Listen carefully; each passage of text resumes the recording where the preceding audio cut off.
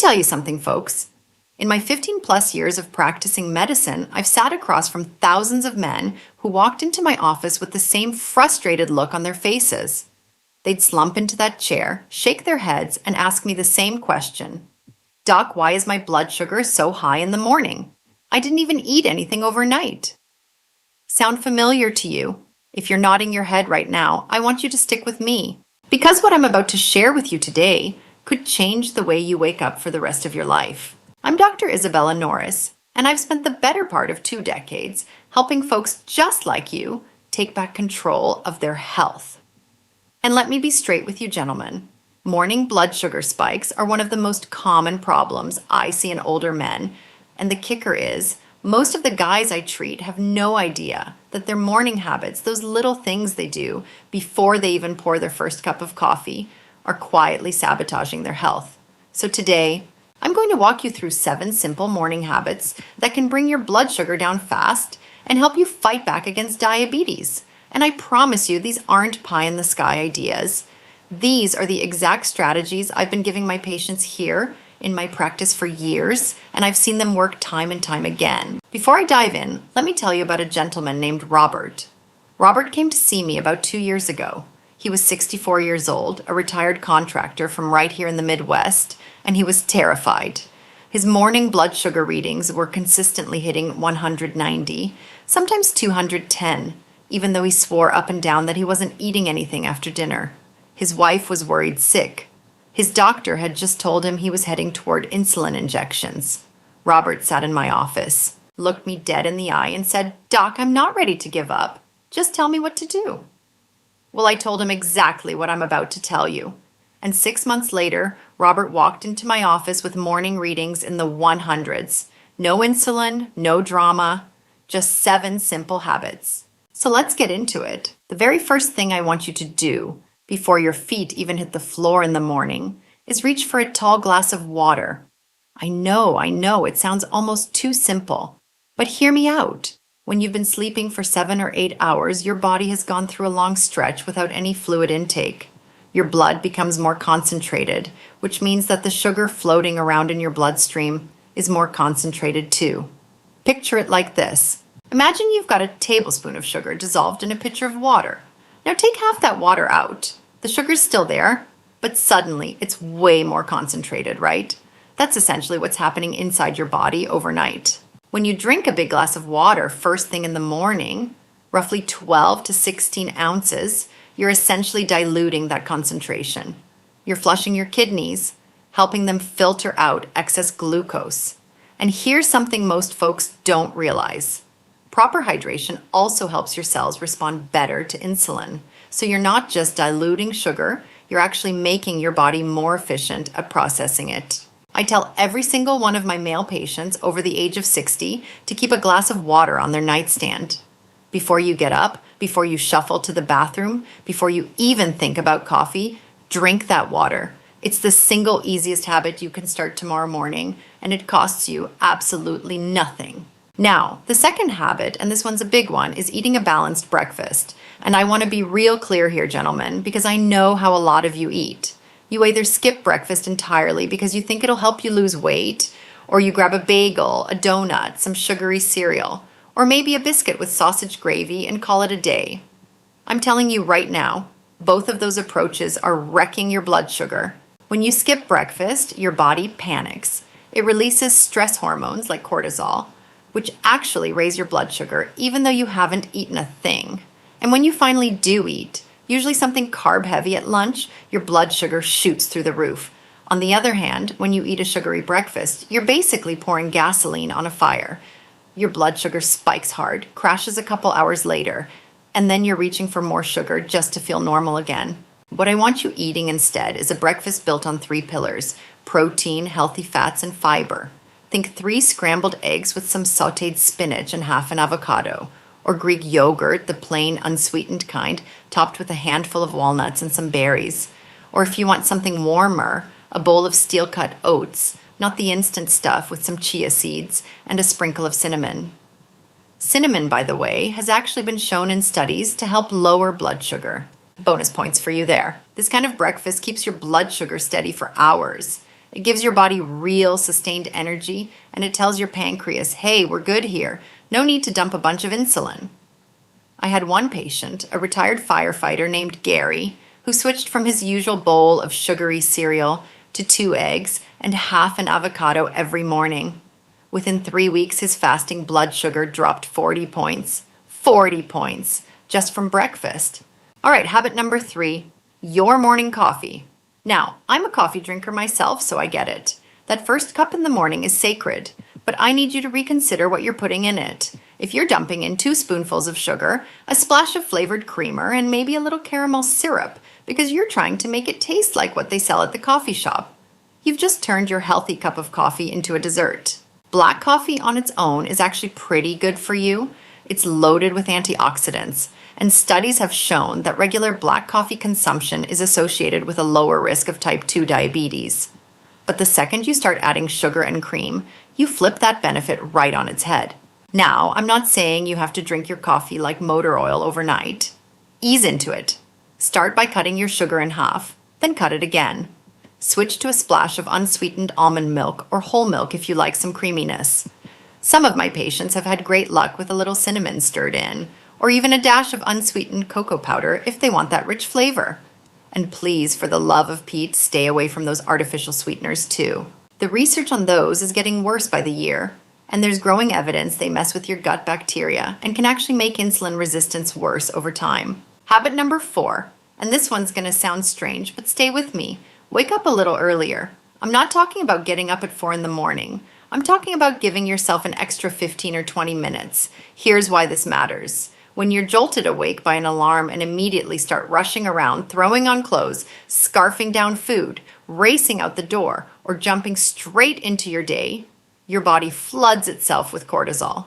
That's your stress hormone. And cortisol, gentlemen, directly raises your blood sugar.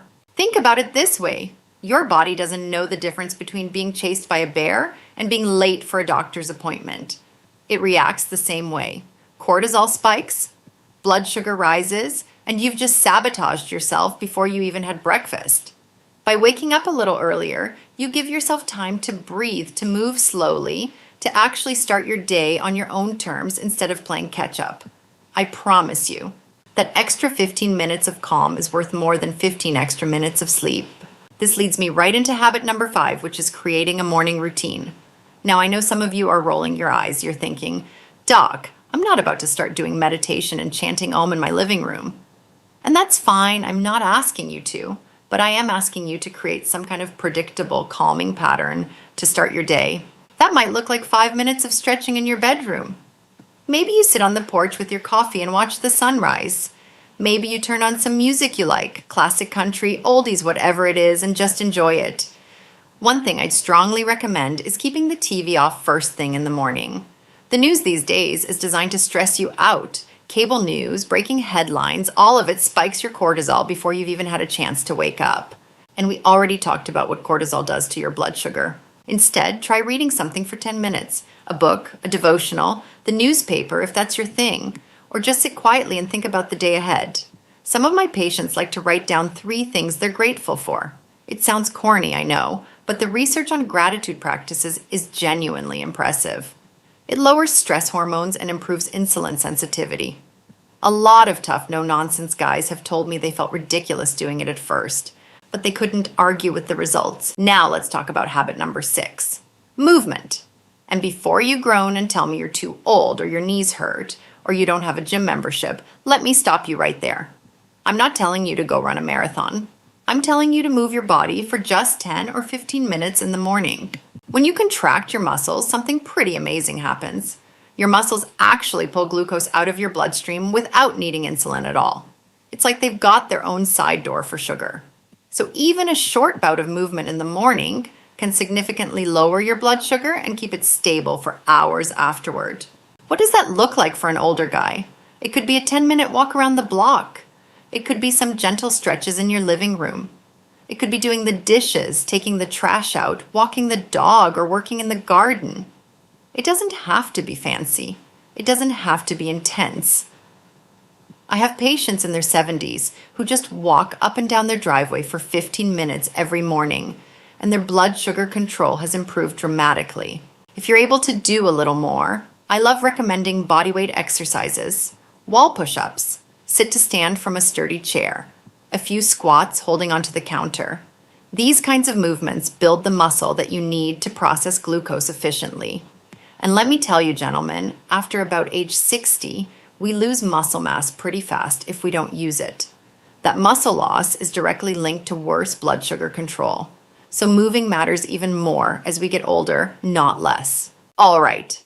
Habit number 7, pack your own lunch. Now, I know we're talking about morning habits, but this one happens in the morning, and it has a massive impact on the rest of your day. If you're leaving the house without a plan for lunch, you're going to end up grabbing whatever's convenient. That usually means fast food, a sub sandwich loaded with white bread, or something from a gas station. And every single one of those options is going to spike your blood sugar and undo all the good work you did that morning. When you pack your lunch at home, you're in complete control. You decide what goes in. A balanced lunch should look a lot like your balanced breakfast. Protein, fiber, healthy fats. Think grilled chicken over a big salad with olive oil and vinegar. A tuna salad made with real tuna, some olive oil, mayo, celery, onion, served over leafy greens. Leftover chicken and vegetables from last night's dinner. A turkey and avocado wrap using a low-carb tortilla. And here's a tip I give all my patients. Prep it the night before. Put it in a container, stick it in the fridge, and grab it on your way out the door in the morning. That way there's no excuse, no last-minute scrambling, no temptation to hit the drive-thru. Now, I want to take a minute to address some questions I hear all the time from guys your age because I know these questions are on your mind. One of the most common ones I get is, "Doc, can I have a little chocolate at night?" Listen, I'm not going to tell you never to have chocolate again. That's unrealistic. But here's the deal. If you're going to have chocolate, make it dark chocolate, 70% cocoa or higher, and keep it to a small square, not a whole bar. And try to have it with or right after a meal, not on its own before bed. Eating sugar late at night, especially right before you go to sleep, is one of the worst things you can do for morning blood sugar. Your body processes glucose much less efficiently at night, and that sugar sits in your bloodstream for hours while you sleep. Another question I get a lot is about eggs. Can I eat eggs? Is it okay to boil them in water? Gentlemen, let me put this myth to rest once and for all. Eggs are fantastic for people with blood sugar issues. They're high in protein, they don't raise blood sugar, and the old concerns about cholesterol have been largely debunked by modern research. Boiled, scrambled, poached, fried in a little olive oil, eggs are one of the best breakfast foods you can eat. Have 2 or 3 of them. You're going to be just fine. I also want to touch on stress because I know a lot of you are dealing with things I can't see from my office. Maybe you're caring for a spouse. Maybe you're worried about finances and retirement. Maybe you've lost people recently. All of that weighs on you, and all of that raises your blood sugar in ways you might not even realize. If you're carrying heavy stuff, please find someone to talk to. A friend, a pastor, a counselor, your wife, your kids. Don't bottle it up. Chronic stress is one of the biggest silent killers of blood sugar control, and tough it out is not a medical strategy. Let me bring you back to Robert, the gentleman I mentioned at the start. 6 months after he started doing these 7 habits, he walked into my office with a grin on his face and a printout of his blood sugar readings. Morning numbers in the 100s, fasting readings that were healthier than they'd been in 20 years. His A1C had dropped from 8.9 to 6.4. He told me his wife had started doing the habits with him and she'd lost 11 pounds. He said, "Doc, I feel like I got my life back." That's what I want for you. That's what these 7 habits can do. Let me quickly recap so you've got this crystal clear. Number 1, drink a big glass of water the second you wake up. Number 2, eat a balanced breakfast with protein, fiber, and healthy fats. Number 3, drink your coffee black, or at least cut out the sugar. Number 4, wake up 15 minutes earlier to avoid cortisol spikes. Number 5, build yourself a calm morning routine and keep the TV off. Number 6, move your body for at least 10 minutes, even if it's just a walk. Number 7, pack your own lunch with real whole foods. Now, I want to leave you with something important. You don't have to do all 7 of these tomorrow. In fact, I'd recommend against trying to change everything at once, because that's how people burn out and quit. Pick one. Start there. Do it every single day for a week. Then add the second one. Build these habits slowly, one at a time, And in 2 months, you'll have completely transformed your morning. And with that, you'll have completely transformed your blood sugar. I've seen this work for Robert. I've seen it work for Gary. I've seen it work for hundreds of men just like you over the course of my career. It's not magic. It's not a gimmick. It's just solid, evidence-based medicine combined with the daily choices you make in those first 30 minutes after you open your eyes. Before I let you go, I want to hear from you. What's the hardest habit to change for you? Is it the morning coffee? Is it the breakfast? Is it making time to move? Drop it in the comments below and tell me what's getting in your way. I read every single comment, and I'd love to help you work through it. And if any of this hit home for you, do me a favor and share this with another guy in your life who needs to hear it. A brother, a buddy, a neighbor. We're all in this together, gentlemen. And nobody should have to figure this out alone. Take care of yourselves out there, and I'll see you in the next one.